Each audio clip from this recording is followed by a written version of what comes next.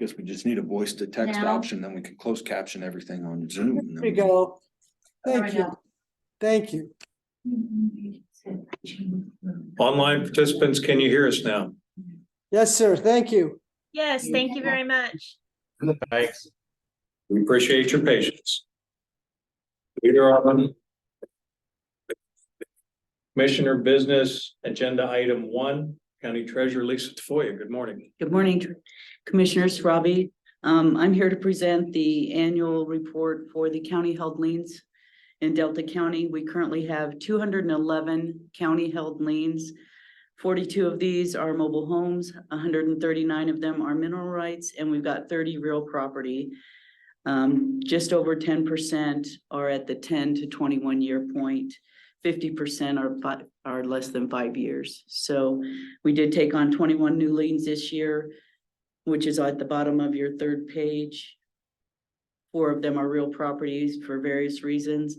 We've got 8 mineral rights that didn't sell and 3 mineral rights that are actually under county owned property.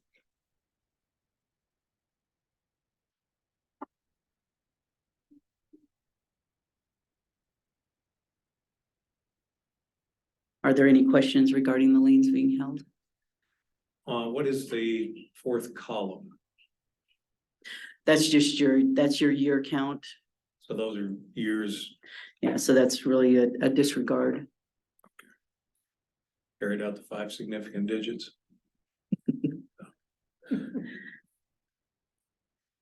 Is this about normal amount each year? To be taking on new ones. Well, what you're looking at is we take the mineral rights and we try to identify the surface owners and offer first right of refusal prior to our tax lien sale. If we don't have time to research those mineral rights, we don't want to sell them. So that's what the majority of the strike offs are, ones that we haven't had time to research them. So we don't want to sell them in case there might be a question of the legal.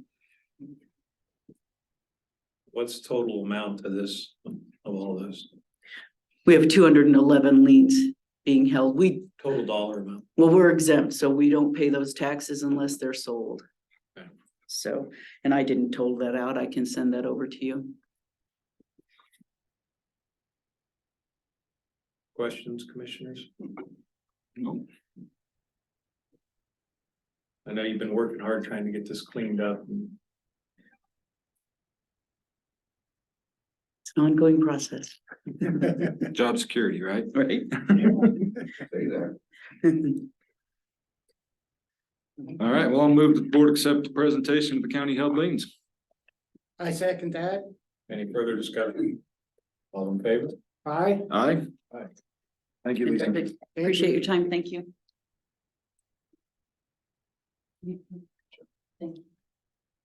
Okay, next then, consideration and award of RFP 19, the EF charging stations. I'll take this one on. This was the project I've been running. If you look to the bid tally under bidder number 4, that's National Car Charging. Those are charge point equipment. Total amount would be $315,817.35. The charge point equipment, even though it's not the lowest bid, is the most commonly used in Colorado. It has the best service program. There are other equipment out there that does not, there's actually no installations of them in Colorado. So that the charge point equipment is pretty universal and will work for the application that we're looking at right now. It'd be my recommendation to this board that we approve purchase of this equipment, the charge point. And for background, remember, we've got 2 funding sources here, one of which is a state of Colorado charge ahead grant for $153,000. And then a supplemental environmental project from West Elk Mine as a result of a fine for $647,000. So this is well within budget. And we are fiscal agent on those. So Okay. And was there anyone from Delta County apparently didn't bid? these are specialty equipment, not manufactured in many places. Okay. And you're recommending bidder number 4. Correct. At $315,817.35. Well, I move that we accept bidder number 4, National Car Charging LLC from Klamath Street in Denver for the electric vehicle charging station in the amount of $315,817.35. Second the motion. Any other discussion? All in favor? Aye. Aye. Aye. Thank you, gentlemen. It's good to get this project moving forward. Next then for your consideration of the letter of support for the 2024 Restore Colorado Grant. This is specifically for the Farmer's Ditch, the North Fork Farmer's Ditch. And it is to improve existing infrastructure. They are looking for funding from the 2024 Colorado Grant.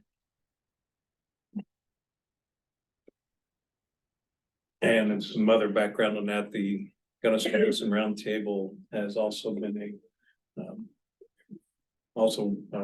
provided grants for this. Farmer's Ditch. Well, I'll move that the board approve and sign the letter dated November 15th, 2023 to the Rocky Mountain Regional Office, the National Fish and Wildlife Foundation for the 2023 Restore Colorado Grant for farmers diversion on the North Fork of the Gunnison. I second that. Any other discussion? All in favor? Aye. Aye. Aye. So done.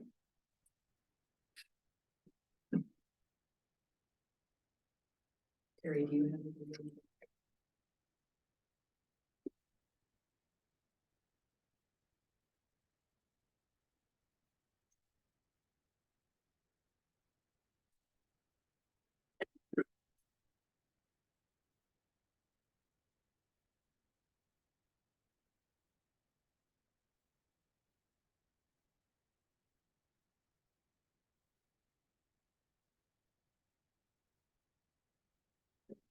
Throw away this shirt.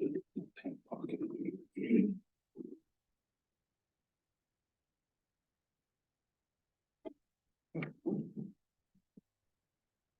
Okay, next on your agenda then, and Special Projects Coordinator Carl Holm is here, Austin Hanson, Planning and Community Development Director is here as well for the presentation discussion of the amended land use code and the process moving it back to Planning Commission. So at this time, I'll open it up to Carl for any introductory. Austin will step in and then commissioners and John Bear as well. Thank you, Robbie. Mr. Chair, members of the board. So following your last work session on November 8th, we made the edits per your direction. So today I'd like to just check and make sure that we got the edits as you envisioned. We provided you a red line copy and a clean copy, so we have both to see with and without the changes. The changes are against the 2021 land use code. And so that's how it is as being presented. Austin, did you have anything you wanted to add at this point? No, so the copy that I sent to you gentlemen, it was hopefully just a clean copy for you. It didn't have any of the red lines or highlights or anything on there. But Carl did, hopefully you were aware of what happened in there, so you're able to address it. Well, I want to thank Carl and Austin for their work on this. I want to thank the chairman for cracking the whip on this. He's kept this thing moving. We've had a lot of meetings to get to this point. We've had a lot of public participation on this. And I think we're in a lot better spot than we were before. We've cleaned up a lot of the language, tried to take some of the lawyerisms out of them that were some of the complaints. We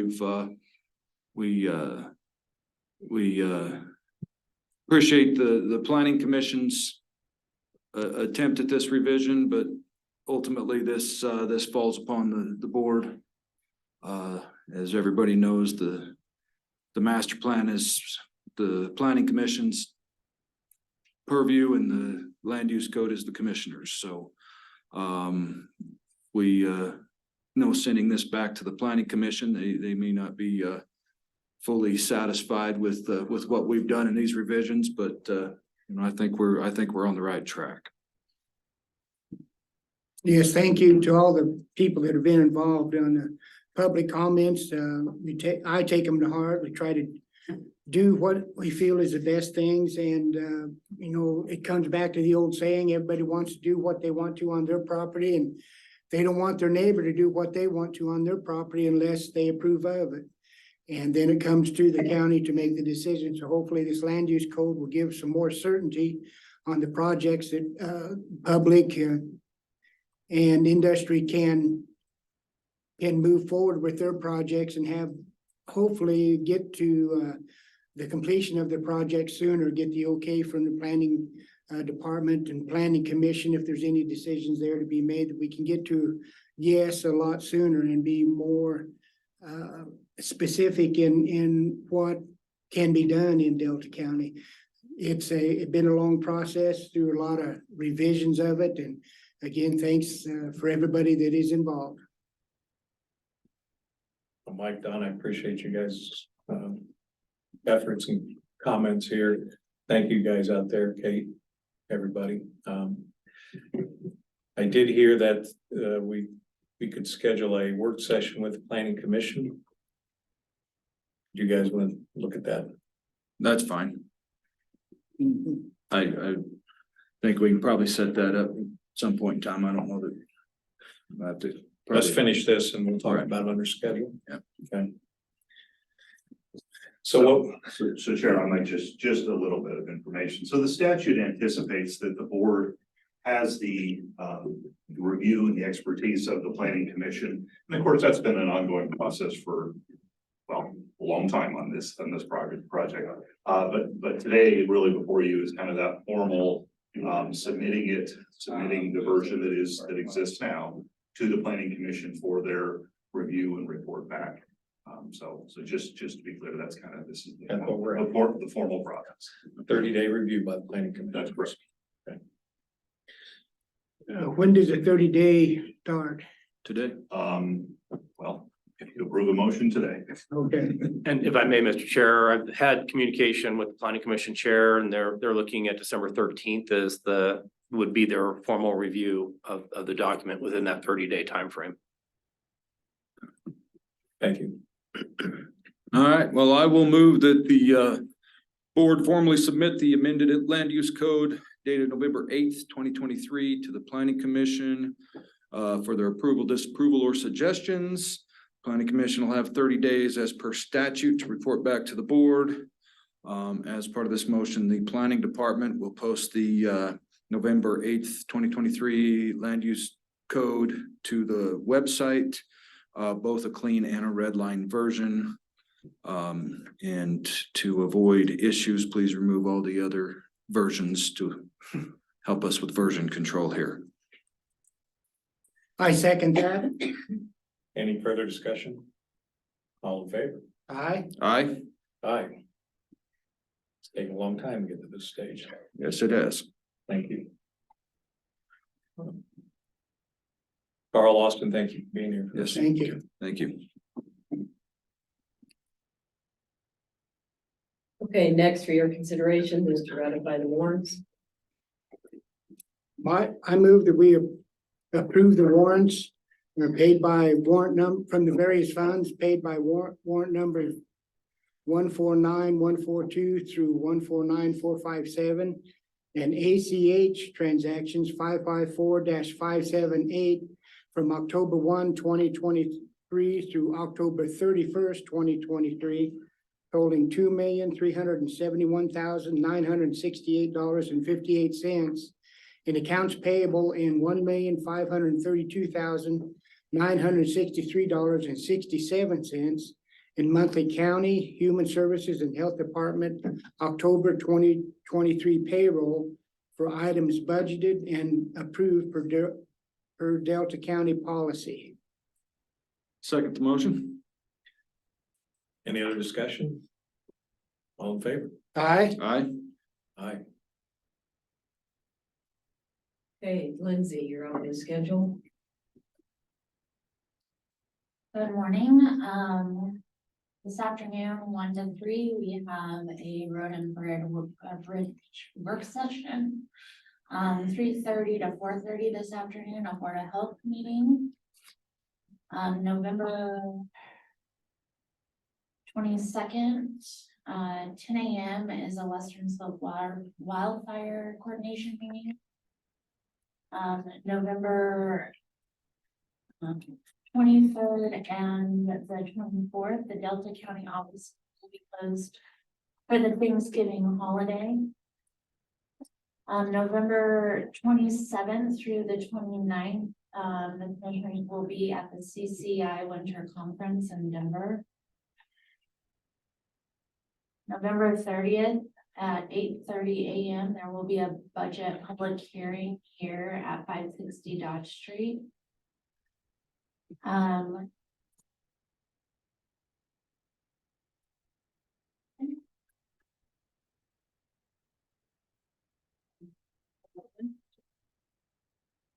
We'll have another Board of County Commissioners meeting at 8:30. And at that meeting, they plan to adopt the 2024 budget. December 5th, 6 to 8 p.m. there is a Republican Party meeting. December 7th, 9 a.m. to 9:30, there's a CCI Public Land Steering Committee budget and dues setting meeting. December 7th, 9 a.m. to 4 p.m. Destination Blueprint Delta County Tourism Stakeholders Meeting. December 12th, 10 a.m. to noon, a work session, Community Wildfire Protection Plan. December 14th, coffee with the commissioner, that'll be District 1, Mike Lane. We're gonna hold it at excuse me, Fuel, excuse me, yes, thank you, and we'll get more information out, that'll be on our Facebook page. So look for more information on that, it'll be open to the public. December 19th, there'll be a Board of County Commissioner and regular business meeting right here on the street. December 19th, 3:30 to 4:30, Board of Health meeting. December 25th, Delta County offices will be closed. It's holiday. We'll wrap this up in December so far. On December 6th, I'm showing a public meeting. That was just a I placeholder. think that's just Okay.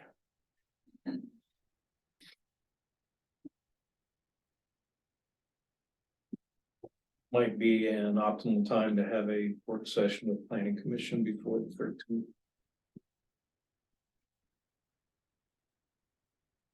Would you rather just have it prior to the meeting on the 13th, or do you want it on a special? That's open for discussion. 13th works for me. We can do it if we want to do it right before. Right before they go into a joint work session, then leave and let them run their meeting. 4:30. That'd be fine. What times are meetings start? 5:30. Does that work for you? Yeah, December 13th, 4:30. Yes. Austin, does that work for you? Yes, it does. Okay.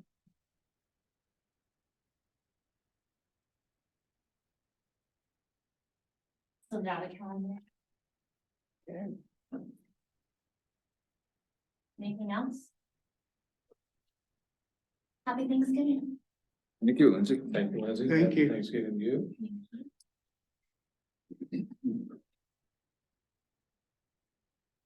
Robbie, anything else? Just, Jolene, County Assessor, is working on updated revenue numbers based on the proposed legislation from the special session over the weekend, and we will have them for you as soon as Jolene gets the dollar amounts to us. So the budget, of course, will be impacted, and we don't know quite yet, but we will once we have the updated numbers from Jolene. So. I was part of a couple of meetings prior to the session starting, trying to get things moving for CCI on this, and one of the representatives said that they would like to get out of the business of controlling local government revenue. But yet, here they are controlling local government revenue, so. Just little fun fact there. I'm sure that'll be a topic at CCI next week. I'm sure it will, yes. Stay posted. Yes, thank you, Robbie. Yes. Do we have jail reports? You do, it was, thank you, Aaron. Oh, there it is, thank you. I'll finish off the jail reports here. Delta County Detention Facility Population Count Report for Sunday, November 12th. Male inmates, County Jail 20, female inmates, County Jail 4. Male inmates, Department of Corrections 5, female inmates, DOC 0. The average daily inmate population for the week of November 5 through November 12 was 39.48. Detention Facility Population Count Report for Sunday, November 19th. Male inmates, County Jail 25, female inmates, County Jail 5. Male inmates, Department of Corrections 2, and female inmates, DOC 0.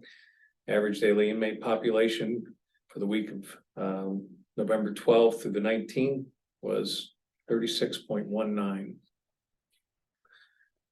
Having no other business before the commissioners, we will recess until 10 o'clock with Human Services. Again, thank you everybody for being here, and happy Thanksgiving. Good to go. Okay. Good morning again, everybody. We're gonna come back on record. It's 10 o'clock. Human Services. Welcome Andy and Lori. I know, we're kind of a small crew today. Yeah. Yeah, so I think, Nicole might have gotten on, she doesn't have a voice, so even if she did, you would be able to hear her. And then Michelle, we had to change the time on her a little bit, so she was hoping to get here, but we had some state stuff that she was working on. So you get the payroll reports from me today. And then we can go through other financials.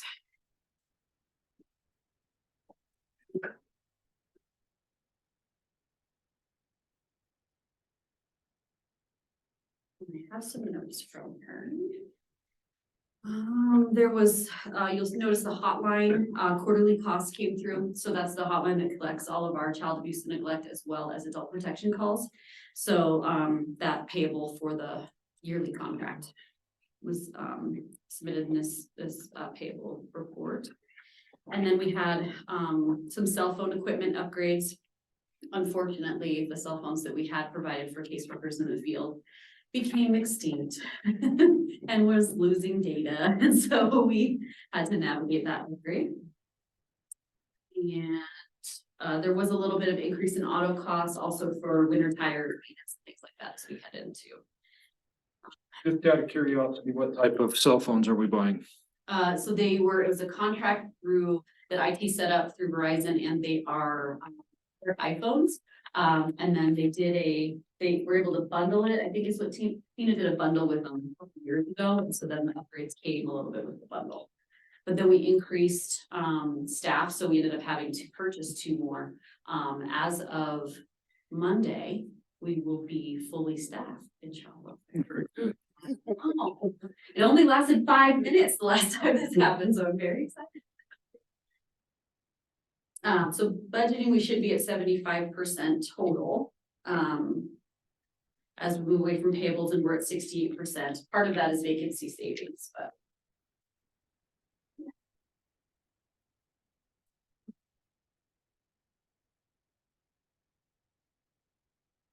Our adoptions, we will see an increase in November reports. We had 5 go through in November. We are anticipating 3 more, so. That's a lot. It is a lot. Very Yeah, good. it was actually I have 2 cases left, and it was one of my cases, so, yeah. Very good. Congratulations. What are the ages of the kids? 9, so the youngest one, she's 6, and then it's 11, 13, 14, and 15. Oh, wow. Mhm. Very good. So I may or may not have cried at the hearing. It was a great moment for all of them, so. Very good. But any questions you have from payables or from financials? I have no. Anything else you need to draw our attention to, Annie? Or Lori? No, we're continuing to try to move more services over to core from the block. And so that you're gonna continue to see core increase a little bit more just because those services, there's some services that billing out of the block, but because we're fully staffed, we're moving those over to core to help balance out both of those allocations. Core is much easier to go over when it comes to the allocation because it's supported by HICPUP and therapeutic services versus your block is more state and federal funding for your placements and things like that. So it's when you go over in that block, it's harder to make that up from the state. So yeah. We are serving, I think 45 kids in our prevention caseload as well right now. So we started off with about 25 before school started, and now we're up to about 45. So those are kiddos receiving services that Medicaid wouldn't normally pay for in the community. Or if they're not eligible for Medicaid, they're receiving. They need those services, but Medicaid won't. Yeah, so Medicaid doesn't cover certain things like, so if you wanted to do play therapy with a young kiddo, if you were doing mentoring or sometimes certain parts of PCIT, which is parent-child interaction therapy, some of those different modalities aren't always covered by Medicaid. And so CORE picks up that funding source so that there's no barrier to families getting access. So we contract through our CORE services with about 40 to 45 providers at any given time. And really of those providers, 4 of them take Medicaid. And so all of those other providers, when you have a prevention case, they have access to those providers differently than they would with just the Medicaid provider. Mhm.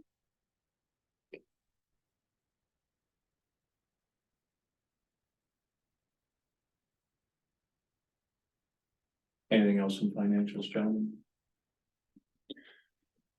We're good. So Sorry. the next part we'll go to is eligibility. And we've been talking about this quite a bit, I think, in meetings, but also talking about the number of applications we're seeing. The caseload is still extremely high. We're still receiving about 70 calls a day. We tried to, we posted a sign about walk-in times and times we'll have techs available to do that and provide just some feedback about what's going on in their case.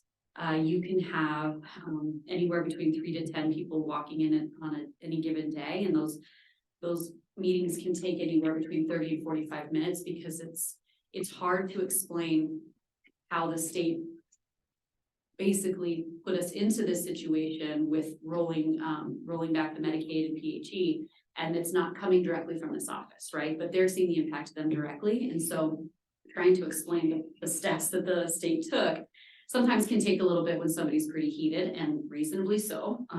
There's just been some dramatic changes and not a lot of notice. And so we continue to try to reassure them that we are on the same page with them. We will work together with them. There has been some extensions granted for the long-term care population. And so we're doing some outreach.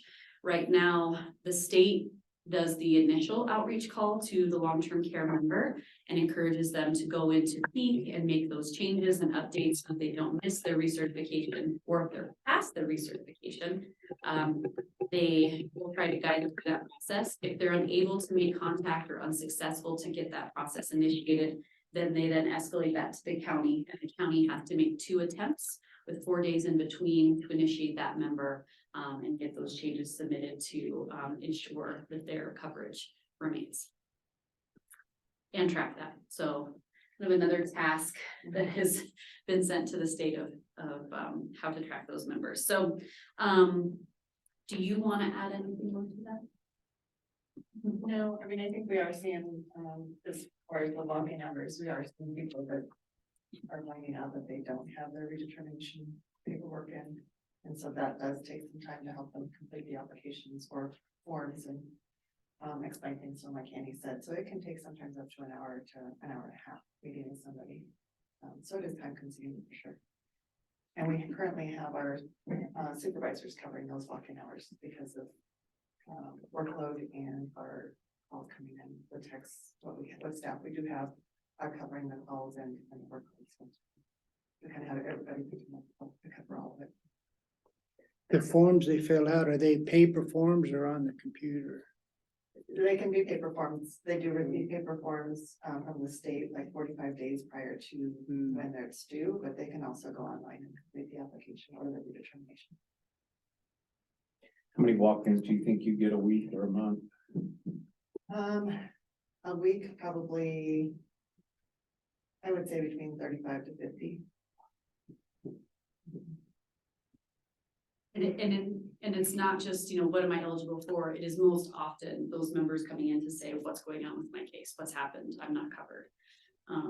So We're also seeing some appeals coming through, more appeals coming through as far as services ending. So because people are finding out now that they're not eligible for services because of, the COVID piece, the lock-in piece is now gone.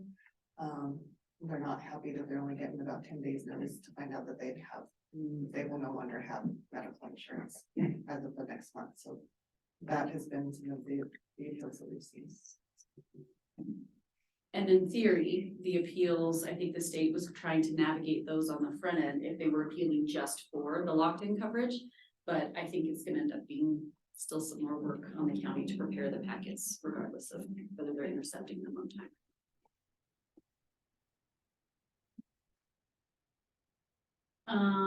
And then LEAP. So we have initiated LEAP as of November 1.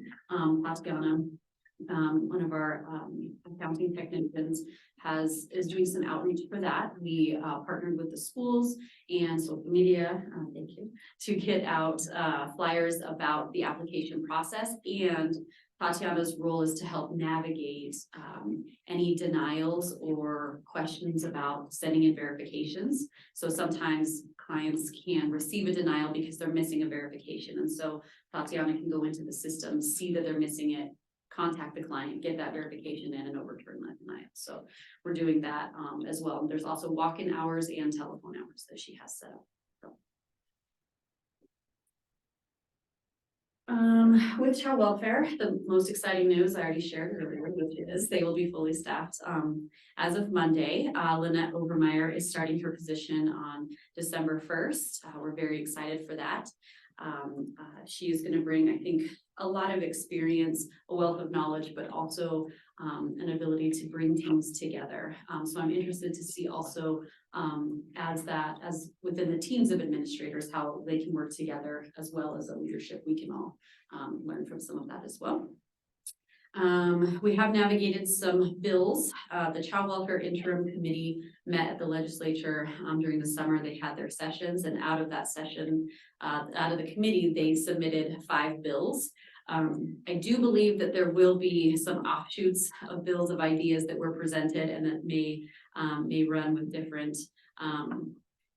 support, but so far we're navigating some of that. And then one of those specifically goes into effect January 1 that was passed last session. And so the county attorney's office and I have navigated that, and that will allow for parenting time in a virtual setting for any incarcerated individual past 35 days. So we implemented that one so far, but I expect there'll be more changes coming to the child welfare as a whole. So Annie, that's any person that's with kids that's incarcerated longer than 35 has a right for family time at the jail? Yes. So be in person. And there's lots of dynamics that are concerning about that. And so virtual is that option. And so Jason Wilson and I met with Captain Cano, and virtual is the option that Delta County Jail has for visitation. And so we will create an account so that whether kiddos are placed with foster parents or kin, they'll be able to access our account to then set up that visitation.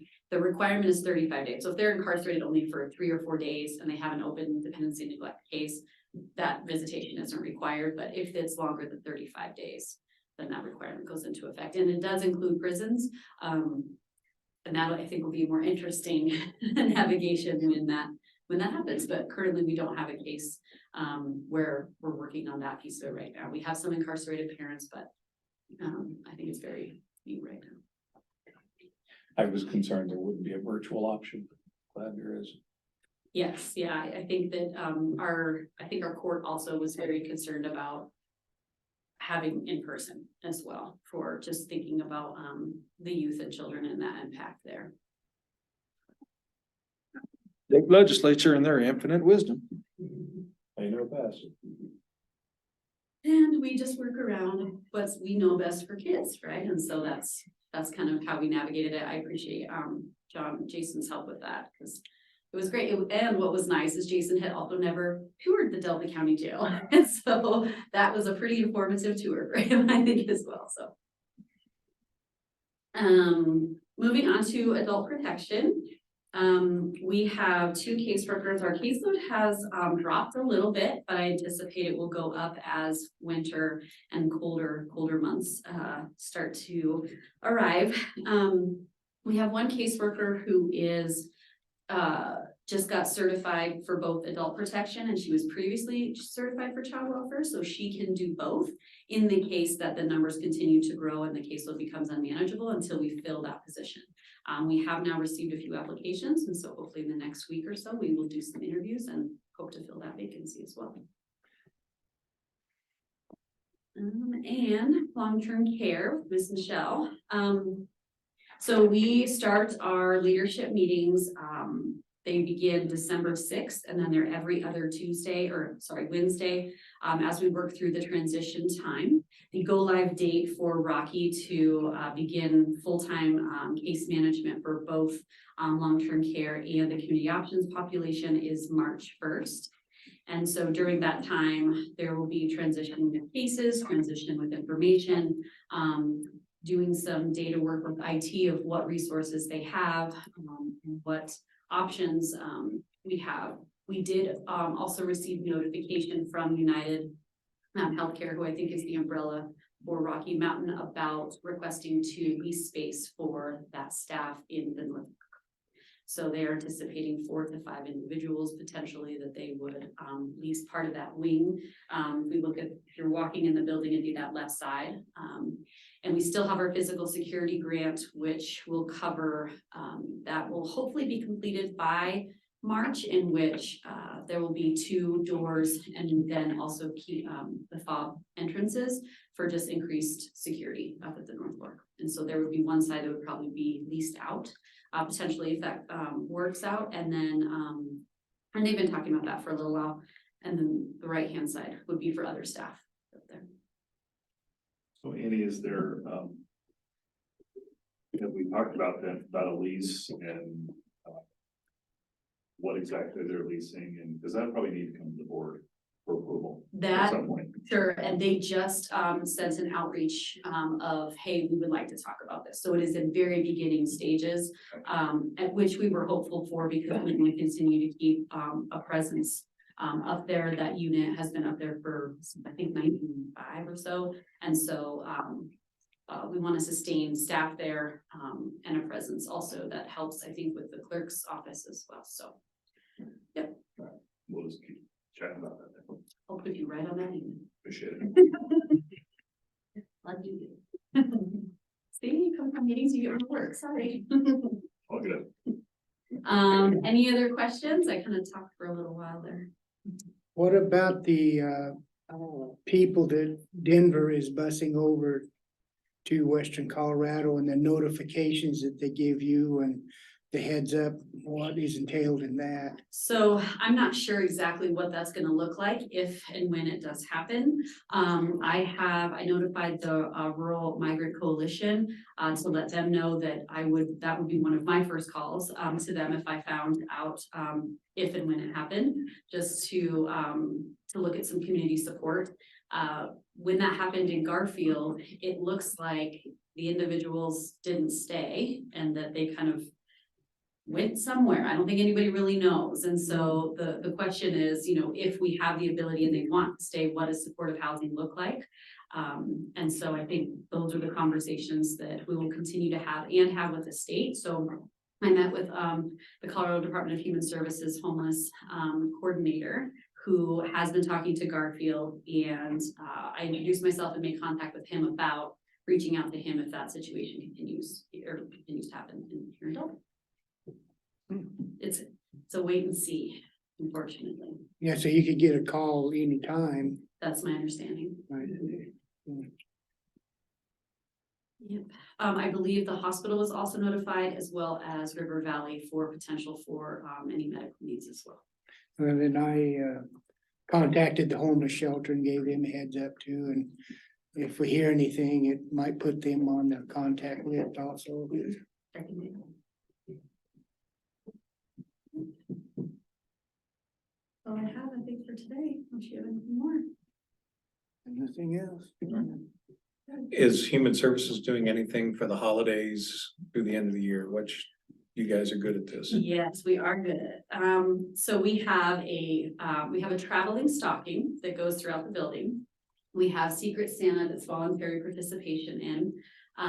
We did do a Thanksgiving meal. And we have, there's a pie contest today. If you feel like pie, then you're over it. And You need a then- judge? No, to get on that committee. And then we're anticipating, looking at getting coverage, working with HR to have coverage for the front desk.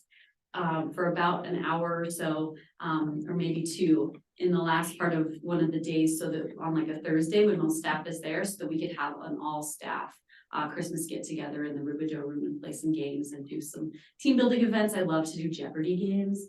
They're free and I love to do them and put in questions about all kinds of fun stuff in Delta and Human Services. So there'll definitely be prizes.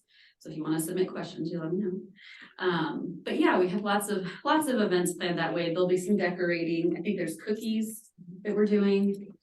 Cookie exchange, yeah. I know Karen's doing I think a toy and a Coke drive. Mhm. Will there- Is there anything else like that going on that we can contribute? So we do, every kiddo that's involved in child welfare, we actually work with a couple different donors, one of them being Starbucks in Montrose, who has been really supportive. The Rotary Club used to supply some funds and I think that they're closed now and done, so they haven't really done that for a little while, but we gather a list and then supply gifts to every kiddo that we have on caseload. And then sometimes, so the foster care agencies also do that. So the kids are supported through a couple different agencies. And then we distribute the Giving Tree list that the police department and family center does to our families as well. Can I just say, last year we did seniors too, so we don't want to forget about our senior population.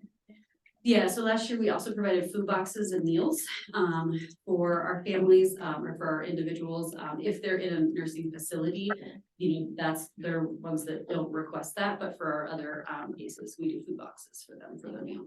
Mhm. Lindsay, will you let us know how we can contribute individually?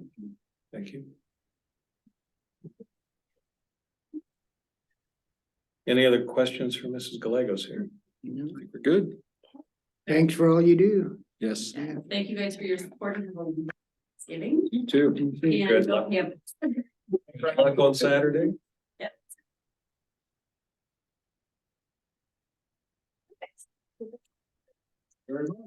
Is there anything else to come before the board this morning? Hearing none, we will adjourn. Okay. Happy Thanksgiving. Okay.